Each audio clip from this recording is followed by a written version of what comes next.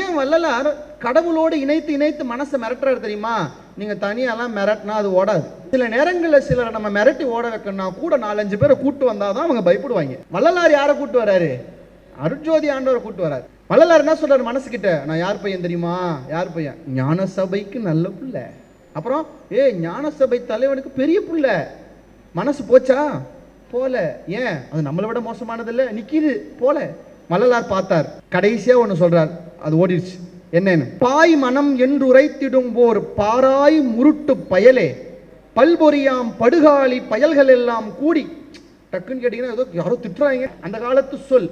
ஏன்னா வள்ளலார் சென்னையில தானே இருந்திருக்காரு. சென்னை மொழின்னு ஒன்று இருக்குல்ல, அதெல்லாம் அழகா தமிழ் படுத்துறாரு வள்ளலார். எவ்வளவு அழகா சொல்றாரு பாருங்க.